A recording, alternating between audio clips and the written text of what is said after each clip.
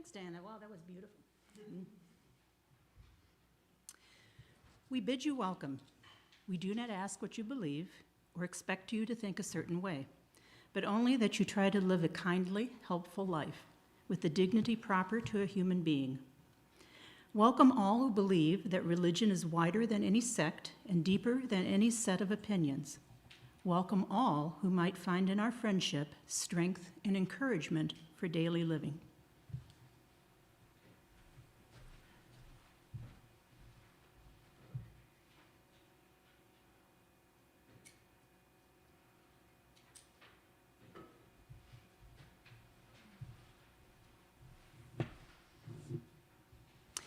Good morning and welcome to the Universalist Unitarian Church at Farmington. My name is Linda Brown, and I am the Vice President of Administration on the Executive Board. I'd like to extend a special welcome to any visitors today. After the service, you're welcome to socialize at the back of the meeting house. It's a little cold to be socializing out in the parking lot. When indoors, we are observing COVID precautions and wearing masks regardless of vaccination status. Religious education classes are being held in the social hall during the service, and a greeter can show you to that location if needed.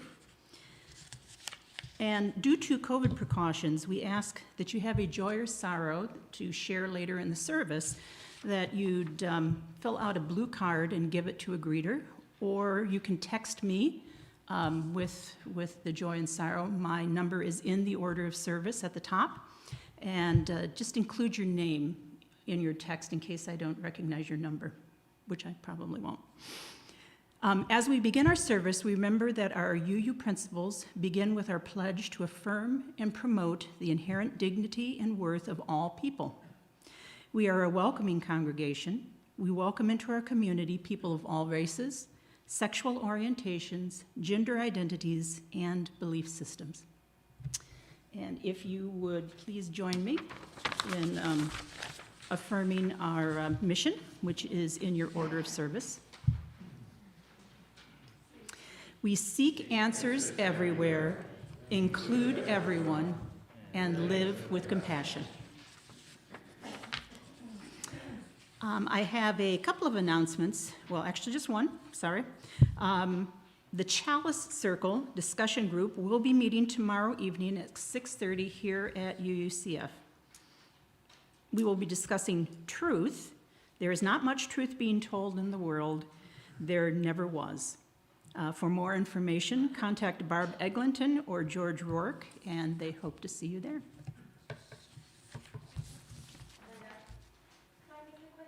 Sure. So my name is Kathleen. I'm the publicity chair. I recently graduated from yoga teacher training, and I'm doing a free beginners class on the first Friday of the new year at 6 p.m. If any of you guys can make it, please contact me. My contact information is on the back of the order of service. I'd love to see you guys there. Namaste. Thanks, Kathleen. And also, please check your order of service and the e-blast that comes out every Friday for additional announcements and upcoming events.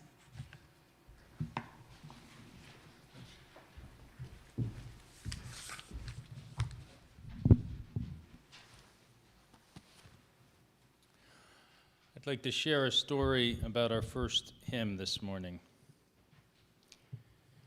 He was sitting at his kitchen table in Cambridge, just across the Charles River from Boston, feeling the way a lot of us feel from time to time when life seems to squelch all the joy within us.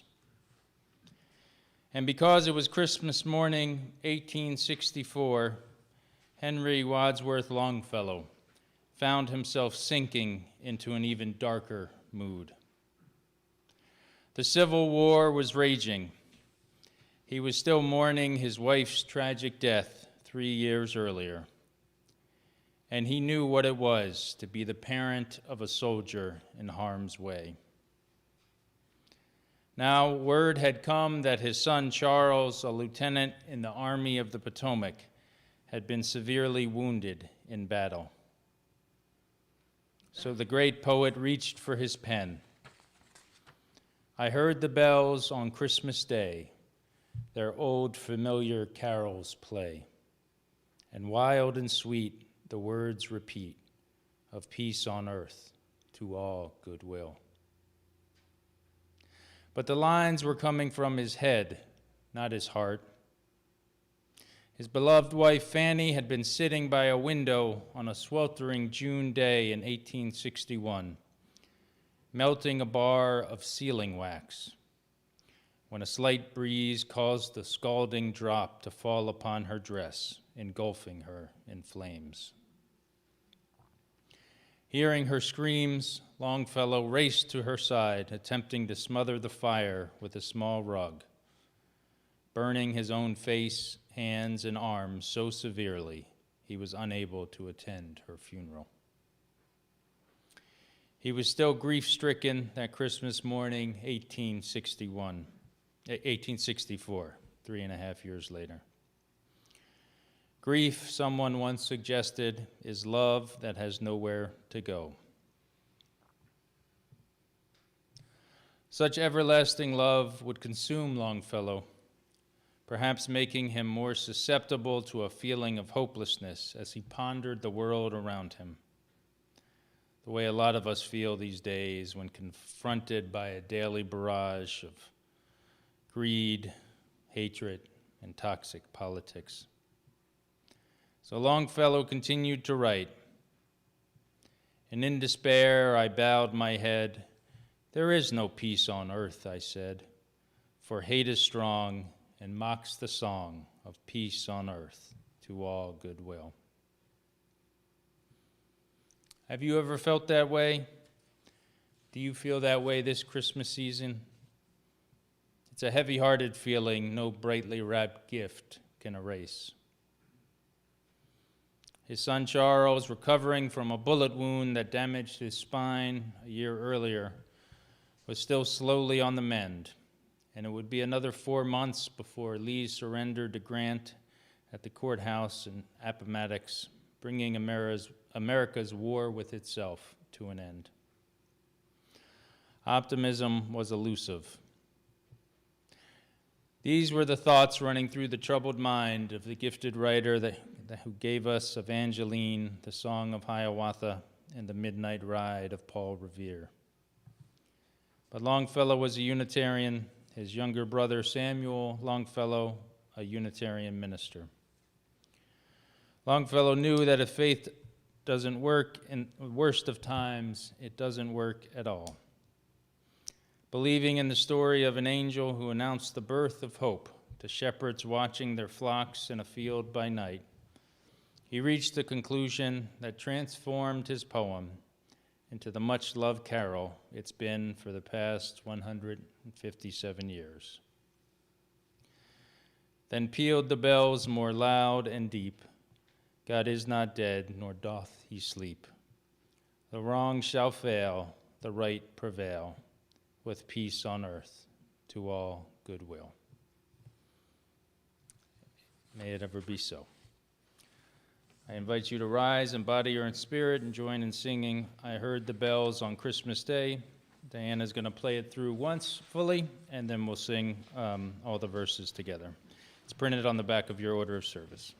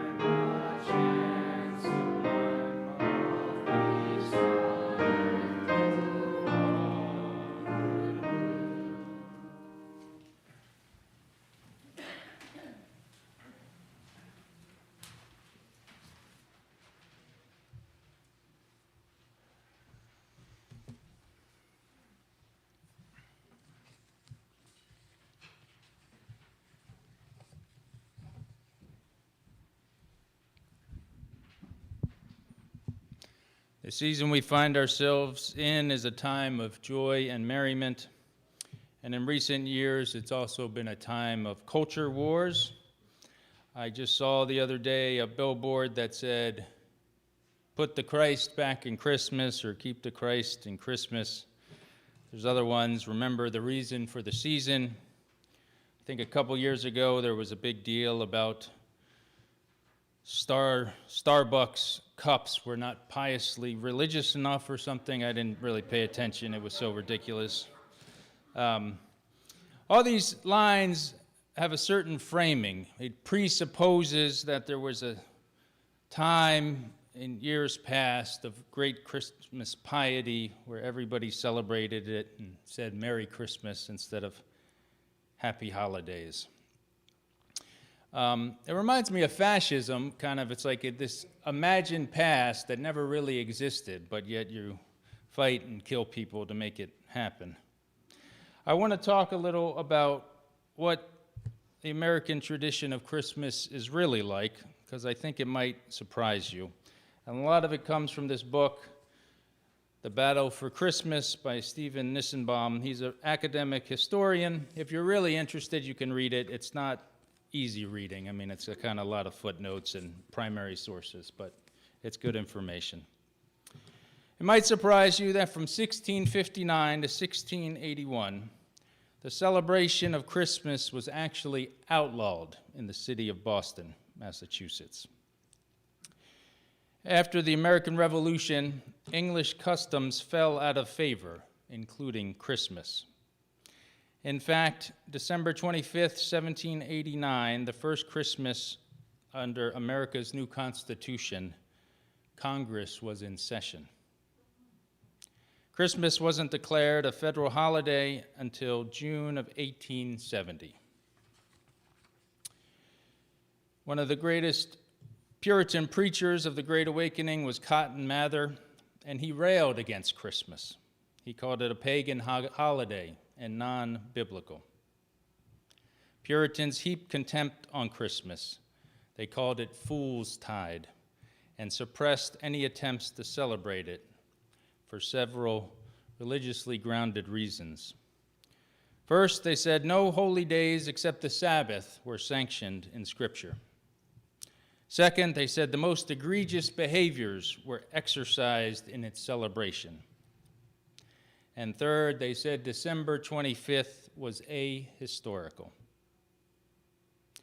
Cotton Mather in 1712 told his parishioners that the feast of Christ's nativity is spent in reveling, dicing, that's playing dice, gambling, carding, masking, and in all licentious liberty, by mad mirth, by long eating, by hard drinking, by lewd gaming, and rude reveling. He could really get people fired up. In Poor Richard's Almanac of 1739, Philadelphian Benjamin Franklin wrote of Christmas, "O blessed season, loved by saints and sinners, for long devotions and for longer dinners." And as I said earlier, in 1870, it became a federal holiday mandated by the president, Ulysses S. Grant, and he did it for political reasons to unify the country after the Civil War. So that was early America. It started to change the celebration of Christmas in the 19th century. And that happened with Charles Dickens. Dickens grew up, when he was a young man, he grew up in England, and he became conflicted about religion.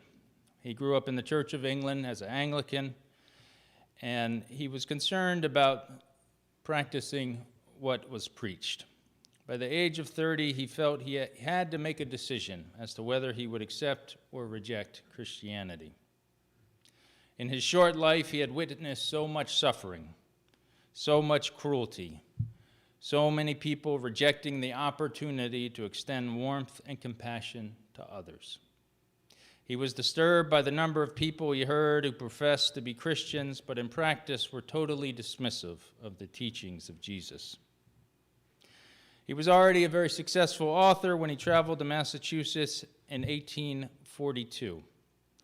And he met the city's literary elite, including the Unitarian poet Henry Wadsworth Longfellow, who we just heard about, as well as Reverend William Ellery Channing, the famous Unitarian preacher who's known as the father of American Unitarianism.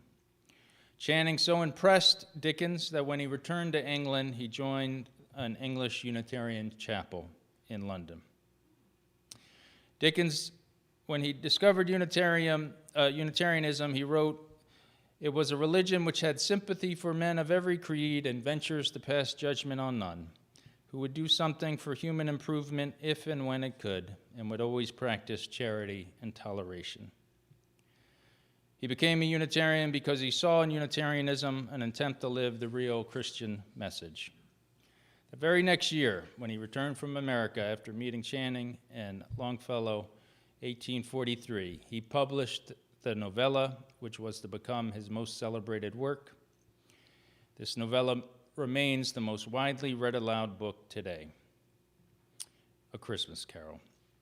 According to the historian Ronald Hutton, the current state of observance of Christmas is largely the result of a mid-Victorian revival of the holiday spearheaded by A Christmas Carol. A Christmas Carol was regarded as a new gospel.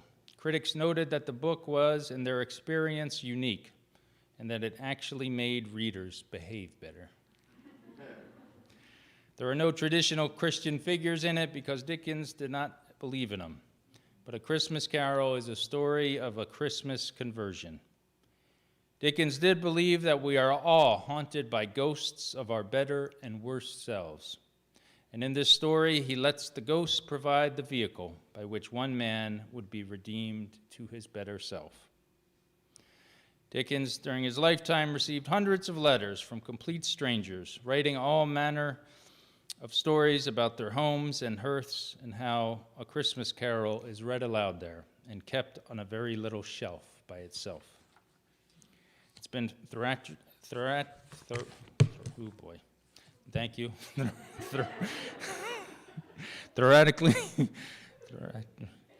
it's been performed as a in the theater and made into numerous movie versions. Other popular Christmas tales, such as It's a Wonderful Life and How the Grinch Stole Christmas, are but reworkings of Charles Dickens' Unitarian gospel. Part of my struggle to articulate Unitarian Universalism beliefs as a minister stems from this type of issue, that in our society we are swimming in it. It's hard to differentiate. But with that, I'd like to invite you to share in a moment of stillness and silence together.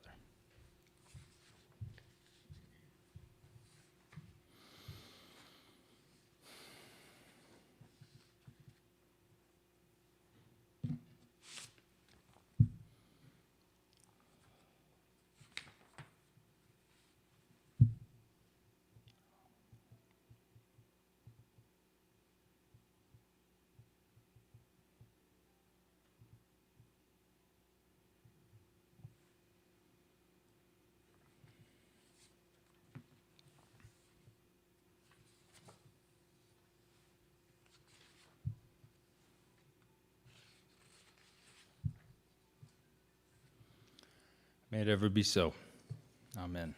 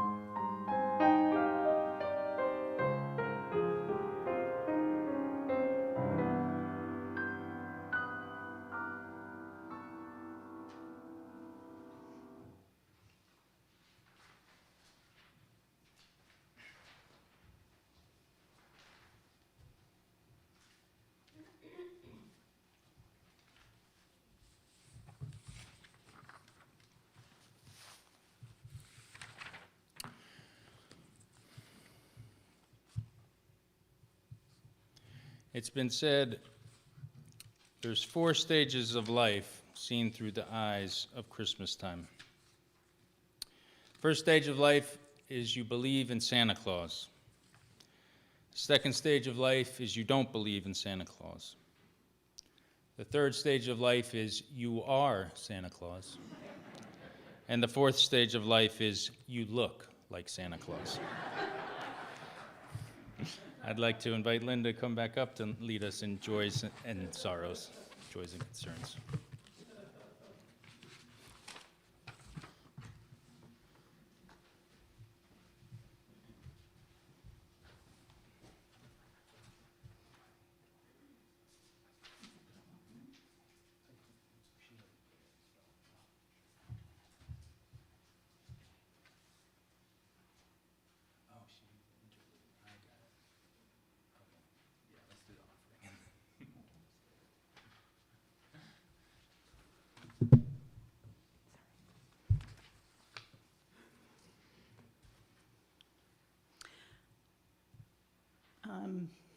We have the offering. At the moment, Diana is going to play another song, and if our greeters would please pass the plates. What? I think they already did. I think they did. They did while you were doing that? Yeah. Oh, I'm sorry, I didn't even see it. So, Oh, it's all done? yeah. Should I play again? Yeah, go ahead and play. Go ahead. Let's go for Christmas.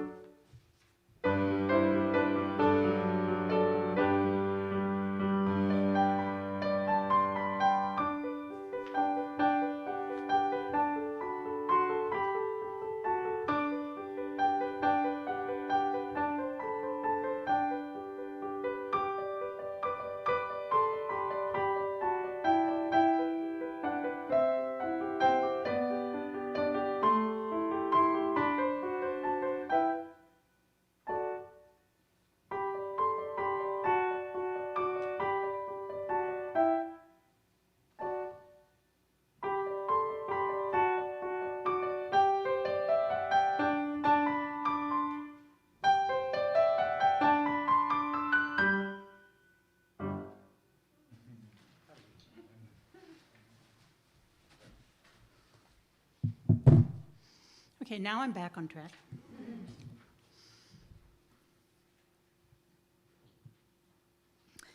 At this time, I invite anyone who is visiting for this first time after you've had a chance to hear our service. If you're comfortable doing so, please stand and tell us where you're from and how.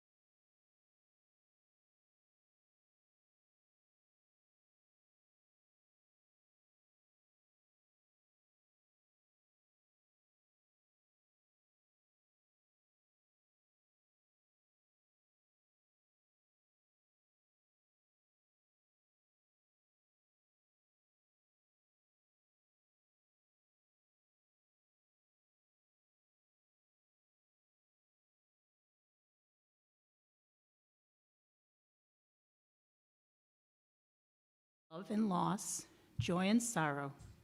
The perfect heart is one that has been shared. As joys and sorrows of our community were shared, please direct your energy, prayers, and meditations as a gift of compassion and strength.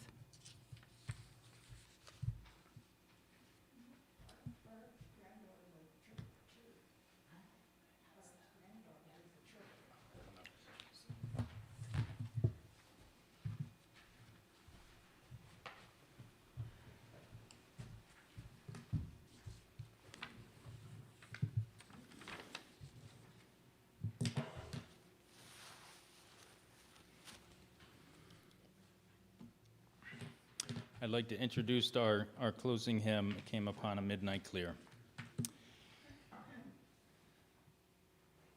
Even in those Unitarian Universalist churches that rarely talk about Jesus, we sing Christmas carols.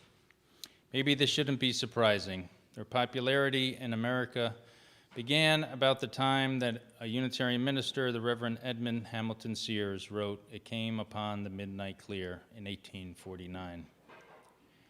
Sears was the minister of a small congregation in Wayland, Massachusetts in the 1830s, but he left to go to a larger congregation in Lancaster, Massachusetts. After 7 years of hard work, he suffered a breakdown and returned to Wayland. And he wrote his famous carol while serving back in Wayland, where he retired years later. Some say the carol was first performed by parishioners gathered in his home on Christmas Eve. Another account say he wrote the carol for the Sunday school of the Unitarian Church in Quincy, Massachusetts. In those days, people didn't sing carols in church. They were thought inappropriately childish or secular, as opposed to the old hymns like O Come All Ye Faithful. And not many carols had been written at that time. So we don't know where the carol was first performed or what tune they sang it to, because the tune we sing it to now was written a year later. Sears' words are both beautiful and powerful. The message is grounded in the first verse in the biblical past. It becomes prophetic in the last verse, which raises yet again the hope of a time to come of peace on earth. But it is most strikingly put in his third verse. Yet with the woes of sin and strife, the world has suffered long. Beneath the angel strain have rolled 2,000 years of wrong. And man at war with man hears not the love song which they bring. Oh, hush the noise, ye men of strife, and hear the angels sing. Sears' song is remarkable for its focus not on Bethlehem, but on his own time, and on the ever-contemporary issue of war and peace. Written in 1849, it has long been assumed to be Sears' response to the just-ended Mexican-American War. Sears' pacifism would take second place to his commitment to abolishing slavery in the Civil War, but his carol remains repeated all over the world every year. Probably more than any other Christmas carol, it talks about today, his day and our day. It says that the call to peace and goodwill to all is as loud on any other day as it was on that midnight of old, if we would but listen in solemn stillness. This point of view can be disconcerting to some who note that the angel song doesn't have anything in particular to do with Jesus, who is never mentioned. Indeed, some Christians have been trying to have our popular carol removed from their denominational hymn books. Others have simply rewritten the words. I know this sounds like something UUs would do. In fact, we have tinkered with some of the sexist language. But in some denominational hymn books, the last verse has been rewritten to give Jesus a larger role. Ironically, Sears was considered a theological conservative by other Unitarians in his day. Of all the carols that use the Christian story and its language and images, none lifts up a universal human hope more beautifully than Edmund Hamilton Sears did, singing of the perennial hope of peace. I invite you now to stand as you're willing and able and join in singing It Came Upon a Midnight Clear. It's number 244 in the gray hymnal.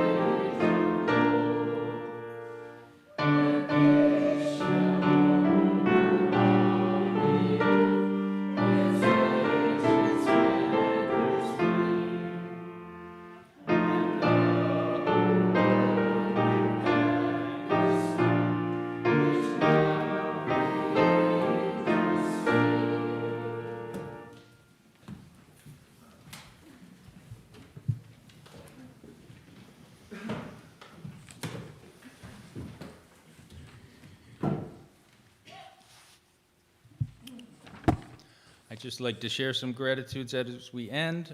I'm very grateful to Diana and her vast knowledge of music. It's been a lot of fun working with her to plan this service and the Christmas Eve service.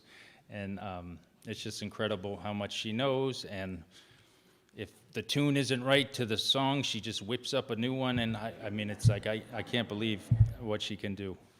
So thank you. I'm also grateful to those who decorated the meeting house. Could you raise your hand if you did that? I just kind of came in one day. Thank you so much. It is so gorgeous. So thank you for doing that. Next week, we're not going to have Sunday service on the 26th, but we are having a Christmas Eve service this Friday, the 24th, and it's going to be at 4:30 here in the sanctuary.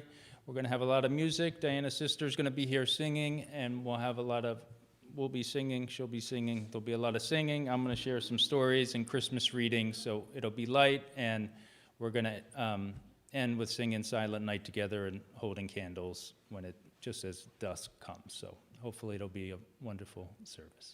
May you all go in peace. Thank you.